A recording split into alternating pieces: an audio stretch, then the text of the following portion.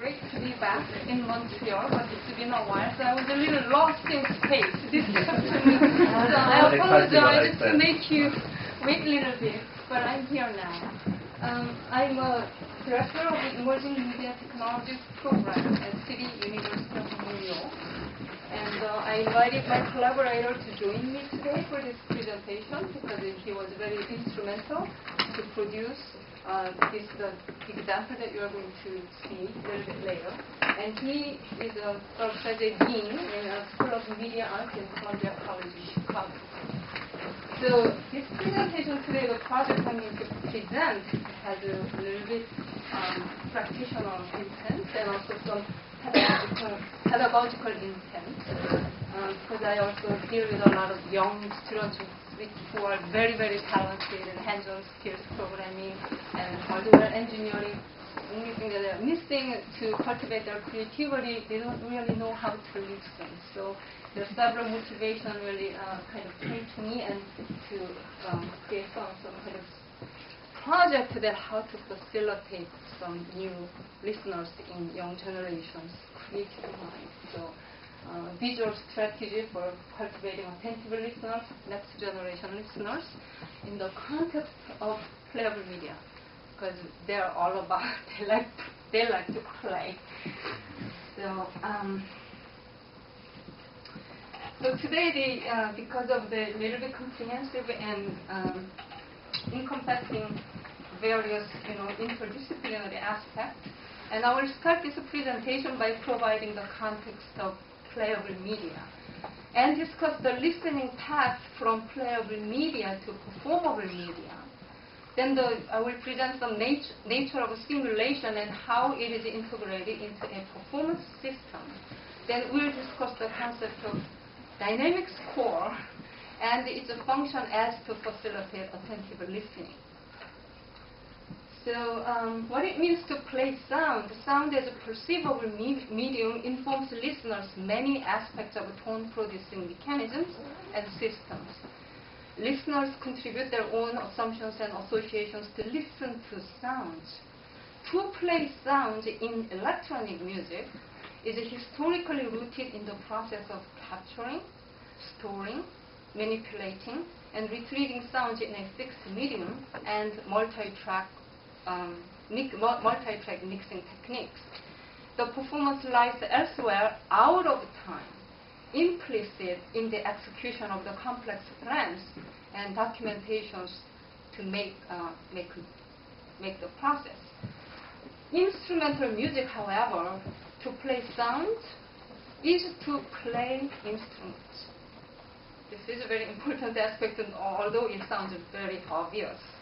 The native process of instrumental performance features the interactive capacity of tone production coupled with the player's modalities.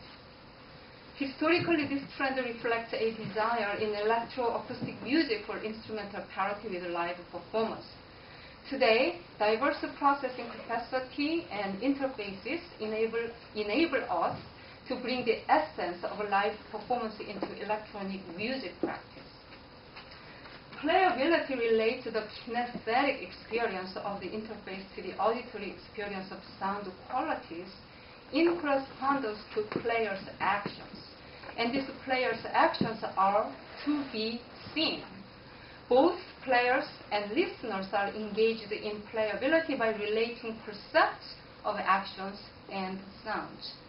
The performance action dynamics is, in a way, a visual interface to the deeper kinesthetic and auditory experience. In emerging platforms, there are many opportunities to merge two domains of practice, the multi-track mix as a dominant form of electroacoustic performance action, and the instrumental gesture as a dominant mode of kinesthetic syntax. Contemporary playability draws upon both domains. Playable media situates interactive tone production with the visual modality because play experience is inherently multimodal experience. Playability in playable media is defined on the production of a play experience. Not only players are willing to be tuned into the experience, also the system must offer the intuitive constraints and affordances.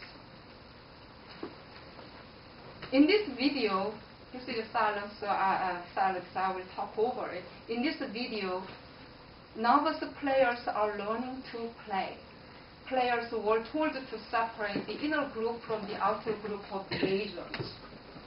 Players learn that the simulation responds to hand, but not in that direct way. So they have to acquire some kind of intuitive way of interpreting what is the underlying mechanism behind this simulation.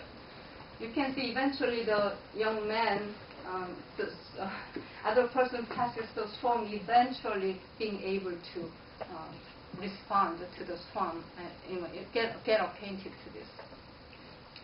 So this really is the essence of the playability, and then from here to performability. For playing the sound, the project presented here explores interactable notation beyond the GUI. The visual media used for the notation are interactive graphics associated with the evolutionary algorithm called swarm algorithm. So this is just presenting the scope of the project and just general context, also physical context in this way. This is the schematic of the performance system, the components. Swarm graphics are projected onto the table surface from above. The simulation dynamic exhibits emergent swarm behavior, and player plays in this dynamics to influence swarms and coupled sound patterns. And this surface uses a large format capacitive panel developed by Philippe Zhang for Cirque du Soleil. The panel affords touch-free multiplayer and multi-point control, basically capacitive sensing panel.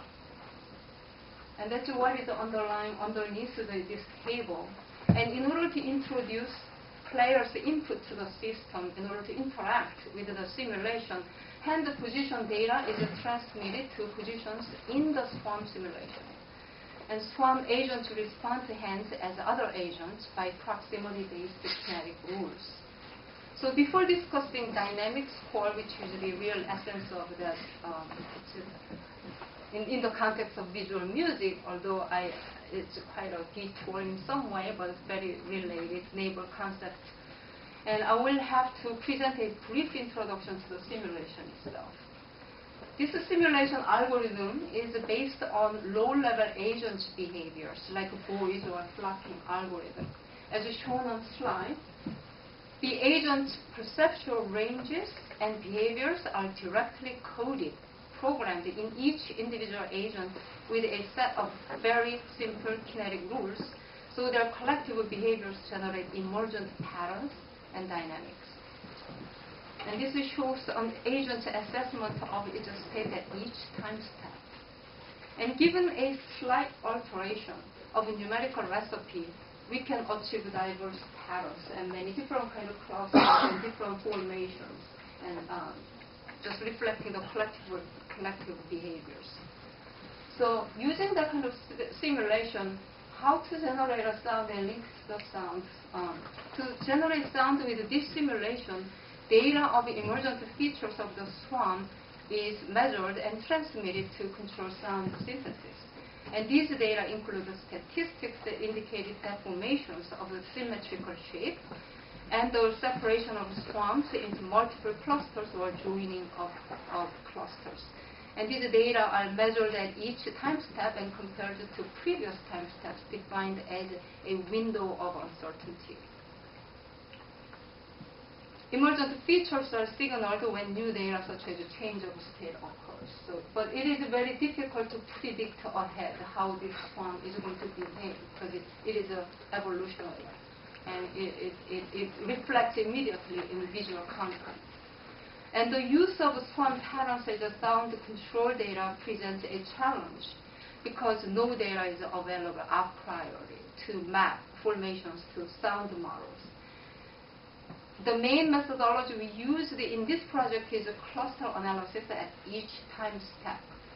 Here the statistics related to the symmetry are concentrated in central range of average velocity values of swarm agents. And in this case, that you are looking at some bifurcation. The signal strength is concentrated in two different areas here.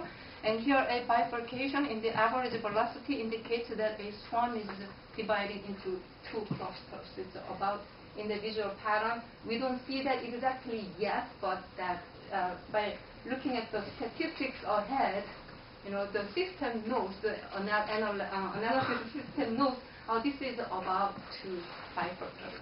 And then that gets communicated to sound model, sound synthesis technique. The separation of the average velocity values enables the sound to respond to the emergence of two clusters.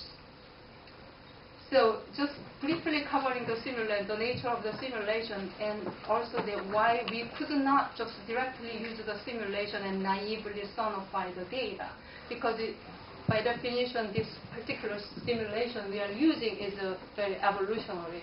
We cannot simply, we can never predict what's going to happen at next step. So in a way, there has to be some automatic analysis system inside watching it, trying to predict what is going to happen, so that the sound model can respond properly. The project utilized this simulation to facilitate and experiment the concept of dynamic score. Because it's a very proper, the simulation itself is evolutionary. When it gets visualized, the performer is interacting with it, at the same time getting very good visual feedback and also spatial orientation as well.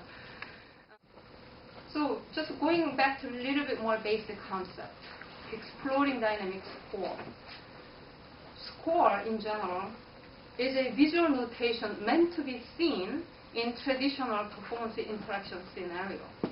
Score is usually instrument-specific, which implies certain kinesthetic interaction. Score is written, okay, this is for tuba, this is for trombone, so usually the way it is written evokes some kind of imagination about that particular instrument. So even though common notation shares the same common notation, it is specifically written for a particular instrument. So there is a lot of assumptions in traditional score.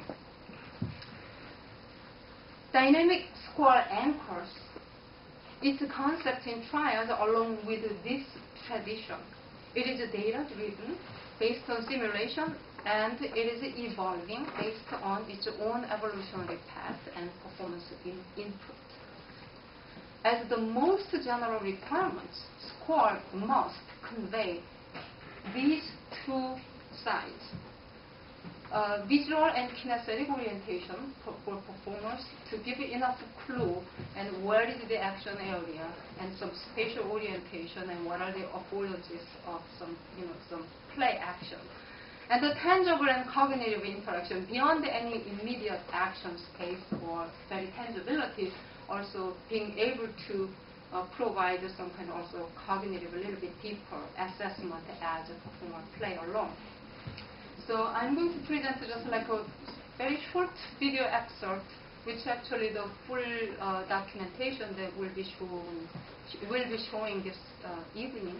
This is just like a little bit of a teaser, just a very little short excerpt to provide a concrete example of the dynamic score in action.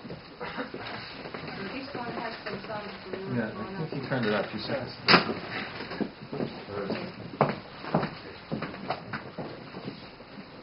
Where is the sound? You know that's on? Can I go back again? Okay.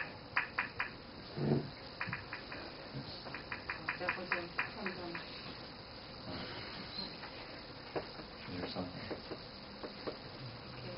Now we have to be careful it's not too loud. Too good. Where is it? Very strange. Start connection.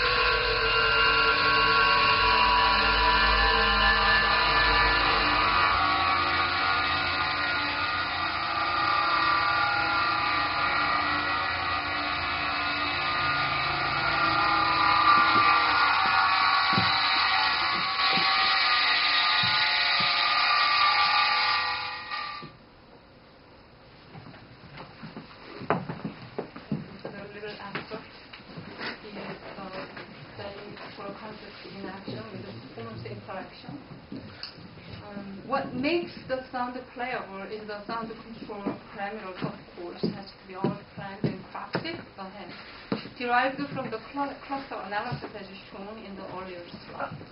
The data is applied to sound synthesis by many-to-many M2N mapping using wavetable lookup, physical modeling, and 4-month modeling techniques. So some of you who are very familiar with synthesis technique, you can see all these techniques, those parameters are attached to the slider. And as a result, states are reflected in the graphics and in parallel in the sounds, resulting in multimodal emergent behavior. So presenting this new this concept of dynamic score, in a way, the entrance and visual strategy for some attentive listening. So I can summarize this project thesis. Dynamic score is presented as a technical concept. It visualizes evolutionary patterns which are responsive to performance action. And visual display offers an entry to listening. Play as an interactive exploration opens a pathway to listening. And once acquainted, listening guides performance. So I can report from experimenting with quite a few students and also myself that a score is where performance intention becomes an input and can be exercised and or rehearsed. We now think of the behavior of the score, not how the score is written. And it provides early feedback. And visual and mechanical tangibility communicate constraints in performance affordance in the system earlier in rehearsal stage. So it informs a performance of what are the constraints and what are the possibilities and or repertoire of that visual regions. And once practiced, listening becomes a driving modality in a performance. So this kind of direction has some potential, and dynamic behaviors inherent to diverse simulation mechanisms that may contribute to the possibility of coherent repertoire development. Some other conference we discussed why is it a contemporary practice and we have so much diverse practice, and yet there is no coherent repertoire. But we can just pursue from very locally, some small practice in this way. At least some coherence can be achieved. So this is a kind of summarizing slide. As with other forms of score, the performer integrates her actions with respect to graphics and sounds in both generative and responsive modes. When you look at this diagram, there are multiple loops. This multi-loop structure in the diagram depicts the synthesis of generative and responsive modes of performance actions. The simulation is positioned in a symmetry to the performer. And it also has a dual function, both responding to actions and generating emergent events to which the performer responds. The graphics do not visualize the sound, but rather the evolving state of responsiveness and dynamic range of emerging possibilities of structure. The score both guides and responds to a performer, and by large format video projection can be shared to all listeners of the performance. And with collaborators and students involved in this project, and this concludes my presentation.